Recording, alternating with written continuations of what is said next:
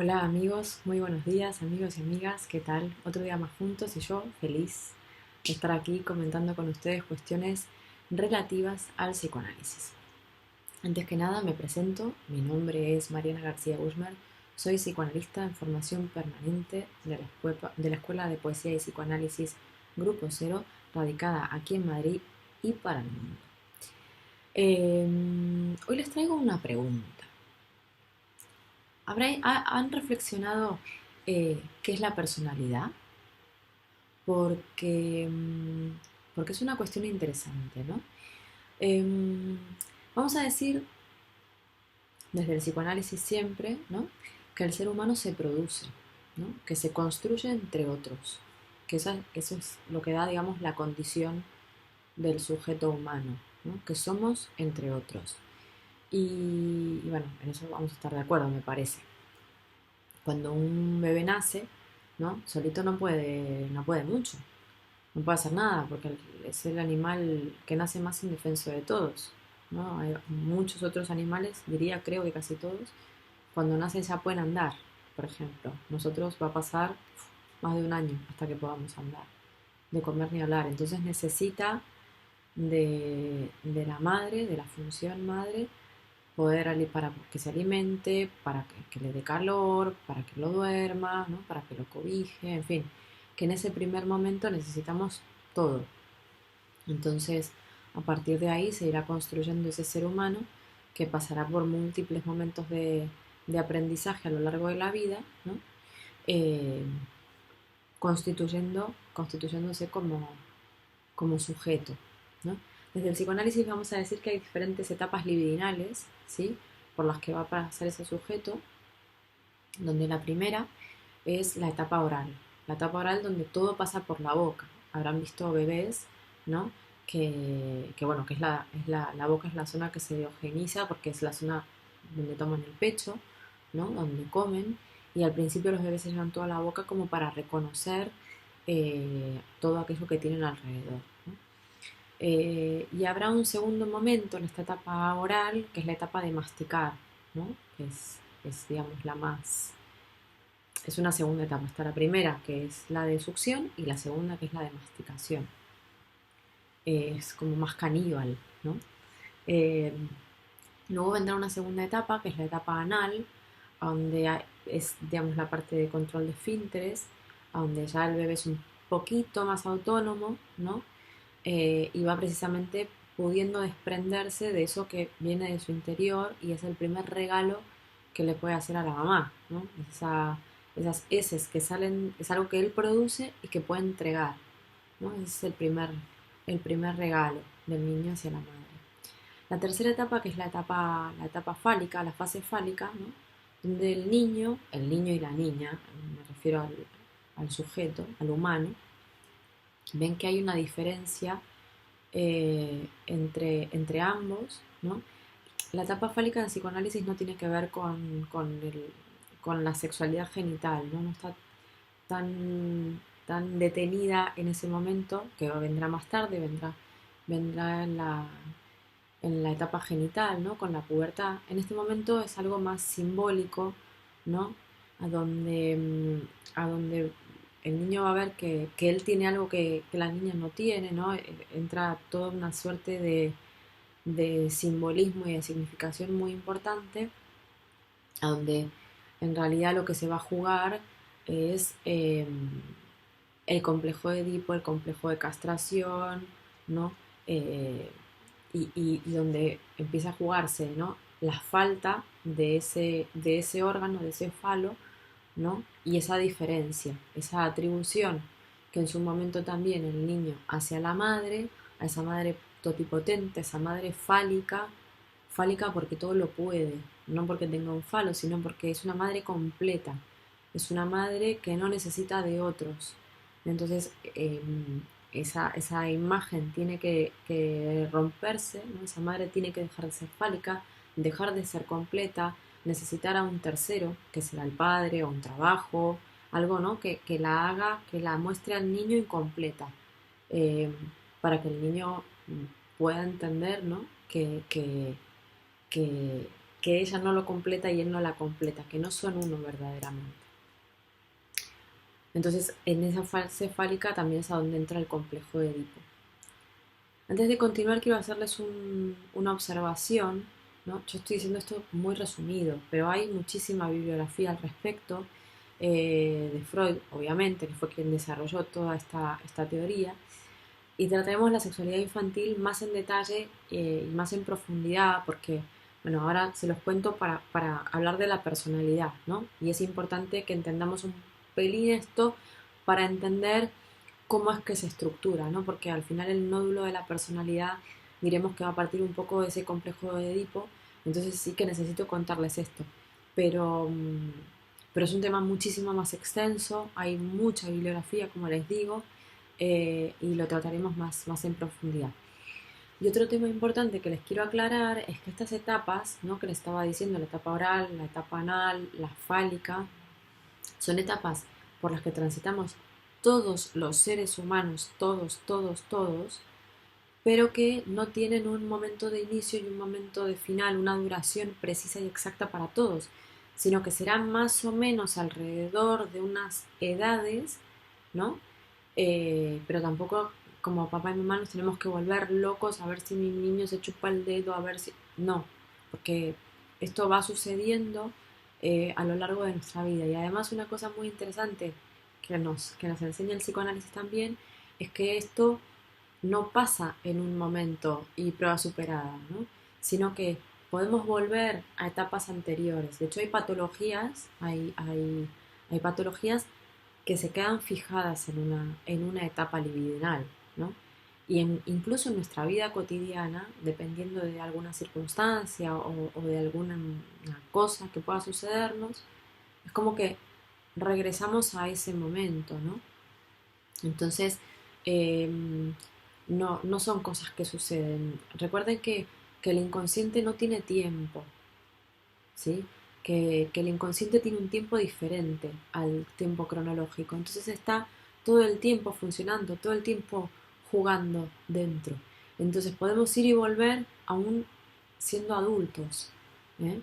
Eso es importante para tener en cuenta. Eso es algo, es un aporte interesantísimo que hace el psicoanálisis y que nos hace mirar nuestras actitudes y nuestra realidad material de una manera diferente, que nos permite en análisis reconstruir todo eso para poder transformarlo de un modo diferente. ¿Mm? Entonces decíamos que el complejo de Edipo, que también sabemos gracias al psicoanálisis, que nos va a suceder infinidad de veces a lo largo de nuestra vida, porque al final se trata de una manera de posicionarnos hacia lo diferente, hacia lo otro, hacia lo extraño. ¿Mm? ¿De qué se trata el complejo de Edipo? Vamos a ver, de una manera también muy simple. Decíamos que el niño y la madre, cuando el niño es pequeñito, forman una célula narcisística, ¿no? Son un todo, donde esa mamá le proveía de todo lo que el niño necesitaba y ese niño estaba completo. Se completaban el uno al otro. Ahora bien, va a entrar el padre. Va a entrar el padre a romper esa célula narcisística y a decirle al niño que esa mamá no le pertenece, que esa mamá es suya. Entonces ahí va a haber una disputa, ¿no? Que esa mujer es de él. O sea, ahí va a haber una disputa entre ese niño y ese padre, ¿no? El padre es la ley, es el mundo, es el exterior, es el que va a meterle al mundo al niño realmente, es el que le va a dar la palabra, el que le va a dar la ley, el que va a puntuar. Entonces, ahí lo que se genera en el niño es una situación muy dual, ¿no? Porque tiene sentimientos de amor, sentimientos tiernos, eróticos hacia su madre y sentimientos hostiles y de odio hacia el padre que es su rival por esa mujer, ¿no? Entonces, esos dos sentimientos acompañarán al sujeto a lo largo de su vida, ¿no? Porque son sentimientos muy primigenios, muy primitivos, muy humanos, que nos van a acompañar a lo largo de nuestra vida. Entonces el padre va a decirle al niño que con su madre no, que para una mujer fuera, que tiene que irse al mundo a buscar a una mujer, que tiene que buscar una mujer como él, pero fuera, porque y eso es lo que le abre el campo a ese niño, ¿no? Si se acuerdan, Freud trae para explicar el complejo de Edipo, para graficarlo, la tragedia de Edipo Rey, ¿no? De la tragedia griega de Sófocles, en la que eh, a los padres biológicos de Edipo el oráculo les dice que ese niño va a matar a sus padres, ¿no? A los reyes de Tebas. Entonces, el rey de Tebas, Layo, le dice a uno de sus siervos que vaya a entregar, que vaya a dejar a Edipo en el bosque y que lo mate. Y este siervo no puede. Entonces lo deja ahí y a este bebé lo recogen los reyes de Corinto y lo acogen como su propio hijo y lo crían todo. Cuando él se hace un poco mayor, en una fiesta, en una situación con más gente, le dicen a Edipo que él es un hijo adoptivo. Y él va a consultar al oráculo para que le diga la verdad. Y el oráculo lo único que responde es que él va a matar a su padre y se será con su madre. Ante esta, eh, ante este dicho tan horroroso para él, decide irse de Corinto. Y en su camino hacia Tebas se cruza con unos hombres con los que tiene una trifulca y él mata al propio rey de Tebas, a Layo, que es su verdadero padre, ¿no? Entonces ahí ya se cumple una parte de la profecía. Cuando llega a Tebas, se encuentra con Yocasta, que es su madre biológica, viuda, y quiere desposarla. Entonces va hacia la esfinge y cumple el ritual de desentrañar un enigma, lo desentraña y se casa con Yocasta, efectivamente. Yace con ella y tiene 2 hijas. Cuando todo este lío se descubre, Yocasta se suicida y él, horrorizado por el parricidio y por el incesto, se quita los ojos y se va de Tebas, ¿no? Pide ser echado de Tebas, pone tierra de por medio.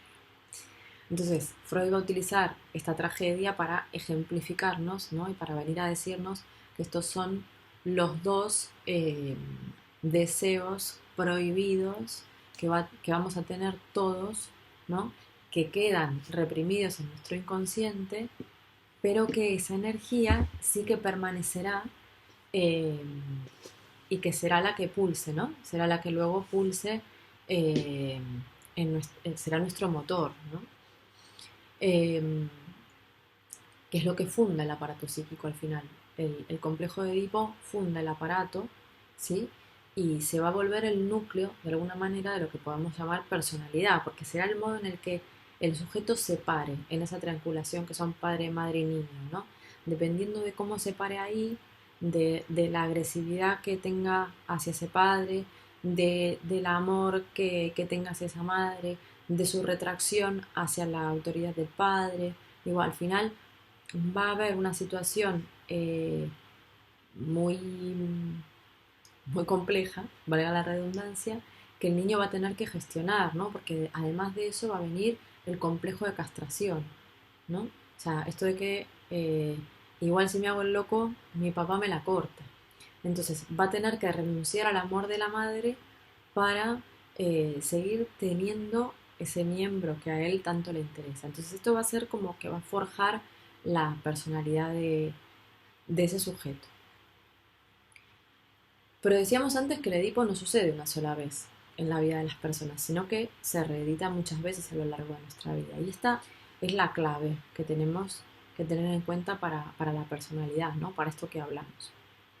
Porque partiendo de esto que les acabo de resumir de una manera muy, muy rápida, muy sucinta, podemos entender que el aparato psíquico está en permanente construcción, ¿sí? Hay unas bases,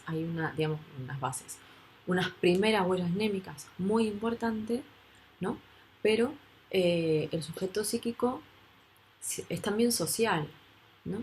Somos sujetos psíquicos y sociales porque estamos en el mundo, porque estamos en construcción permanente y ese intercambio con el mundo es lo que construye esa personalidad, que será entonces una producción, será entonces una construcción, ¿sí?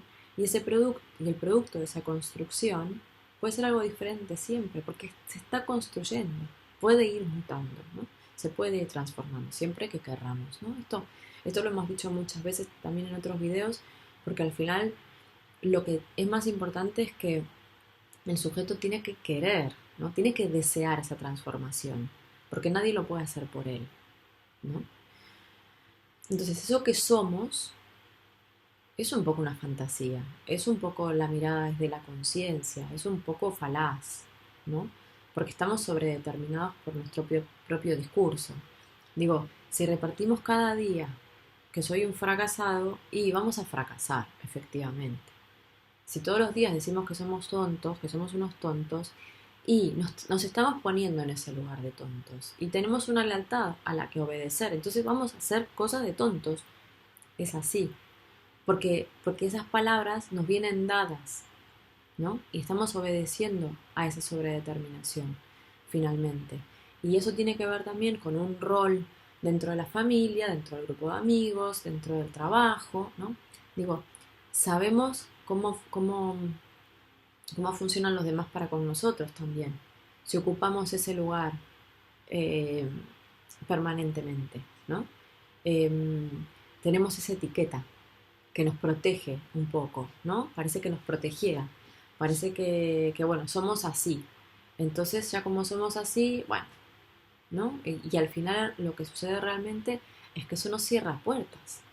Eso no nos deja descubrir otras cosas, ¿no? Nos mete para adentro, nos coarta realmente, ¿no? Al final siempre está el que llega tarde, el responsable del grupo, siempre está la que da una mano, ¿no? Y resulta que cuando esa gente hace algo diferente a eso esperable, la gente se enoja, se fastidia, no entiende, uy, se volvió loco, ¿no? Pasa eso.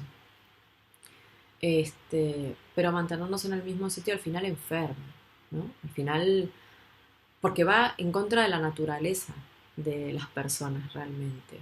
Y cuando digo un lugar no me refiero a un sitio físico, sino a un sitio, algo dinámico, ¿no? Porque el inconsciente es algo que está en permanente movimiento. Entonces, no somos diferentes cada vez. Cada día somos distintos.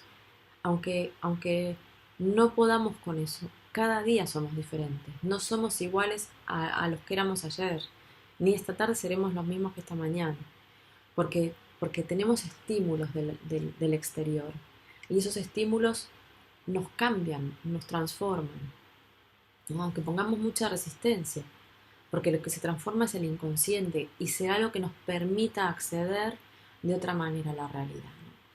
Entonces, no hay una personalidad. Esa es la realidad. No hay una personalidad. Hay personalidades. Y tenemos que aceptar que hay personalidades. Tenemos que ser capaces de construir nuevas personalidades cada vez. Tenemos que dejarnos construirlas en nosotros mismos. Tenemos que dejarlas ser. ¿Mm? Porque, porque hay que trabajar con ellas al final. Hay que... Están ahí, están como en brutos, ¿no? Pero hay que moldearlas, hay que trabajarlas. Más que nada para poder gozar de otra manera, para poder sumar, ¿no? Cuanto más versátiles seamos, ¿no? Más dóciles en ese sentido, eh, más vamos a poder incorporar, ¿no? Porque no podemos ser los mismos con la familia, que en el trabajo, que con los amigos. Eso es raro, ¿no? No puedo funcionar igual con mi jefe que con mi padre, o con mi mujer que con mi madre, ¿no? No está bien, no es sano, ¿no? Si hacemos así va a haber muchas cosas que nos perdamos en el camino y, y, y perdemos, ¿no? Entonces, los límites al final, como decía antes, están en el aparato psíquico, están en el lenguaje. Estamos sobredeterminados por nuestro propio discurso, como decíamos antes, porque es el propio inconsciente es el que está estructurado como el lenguaje, ¿no? Todas las palabras dentro del inconsciente combinan con todas las palabras, como en la poesía, ¿no? Entonces, cuantas más palabras tengamos, menos límites vamos a tener, más diversos vamos a poder ser. Si nos quedamos con, no, soy el que llega tarde, soy la que llega tarde, y es una pena, nos vamos a perder de cosas, ¿no? Pues la manera que tiene el psicoanálisis de entender esto, de concebir este tema es revelador, porque nos alienta a no ser eso. Tú eres, no, hoy estoy de mal humor, hoy llegué tarde, ¿no? Nos, quitarnos las etiquetas, ¿no? Esas etiquetas que además limitan, ¿no? Encajonan. Eh, El estudio del inconsciente es como motor de la vida, nos va a dar la clave, ¿no? De que esto que vendrá a decirnos que la conciencia no es lo que vale realmente. Porque además hay que ver a quién le sirve esa personalidad. Digo, ¿no? Eso es interesante también. Eh, Hay un juego de fuerzas dentro del psiquismo, ¿no? Que tiene que ver con esa personalidad, ¿sí? Eh, Porque al final la personalidad tiene que ver con cómo vivimos, cómo actuamos, cómo pensamos, cómo nos relacionamos. Está muy empapada de esa ideología familiar, de esa ideología de los estados, de la educación. Digo, hay todas unas cosas ahí que se van incorporando, que van como delimitando, y el psicoanálisis lo que nos enseña es que la podemos transformar, hacerla más maleable, hacerla más nuestra, ¿no? Como más transparente o más original, ¿no? Más inédita, ¿no? Entonces, cambiando esa personalidad podremos cambiar también todo lo que ocurre a nuestro alrededor, ¿no? Entonces, si no nos gusta, si creemos que hay otros modos de hacerlo, podemos transformarlo. Con psicoanálisis podemos hacerlo. O sea, esto es entrar a terapia si hay algo que nos hace, como dicen, un poco de ruido y, y hablar, ¿no? Que se trata de eso, para poder incorporar nuevas palabras, para hacer un trabajo en eso que queremos cambiar, para que esa construcción se produzca. Y ya para cerrar, y en relación a esto, los animo a que emprendan este camino de cambio, ¿no? Porque es magnífico, es un crecimiento personal que es infinito, ¿sí? Y que nos va a enseñar a eso, a que esa personalidad irá cambiando a lo largo de nuestra vida, en diferentes etapas, ¿no? Pensaba ahora, por ejemplo, cuando uno es más mayor, ¿no? Y se jubila, por ejemplo, que ¿no? Hay momentos como muy claves en la vida de las personas en las que se supone que debemos de reaccionar de manera determinada y no, ¿no? Entonces sorprendemos, ¿no? Eh, Pensaba eso, que hay momentos interesantes que pueden ser muy sorprendentes y que debemos dejarnos atravesar por ese inconsciente y permitir que esa personalidad se adapte, ¿no? Para poder abarcar más cosas, para poder gozar de otras maneras más saludables, ¿no? Así que queridos, hasta aquí hoy. Espero haberles ofrecido algunas respuestas y muchas más preguntas que si quieren me las pueden dejar aquí en YouTube, mandarlas a mi perfil de Facebook si gustan también. Me podéis ver en Instagram y si no en la página web tienen todos mis datos de contacto si están interesados en comenzar su propio camino por el psicoanálisis. Y también les voy a pedir, por favor, que si les ha gustado el video, lo compartan en redes para que más personas puedan beneficiarse de, bueno, de estos conocimientos, de estas charlas. Y, y bueno, saben que no es necesario enfermar para comenzar un análisis, para tener deseos de transformación. Así que bueno, me alegro una vez más de haber estado con ustedes. Les dejo un saludo y hasta la próxima. Adiós.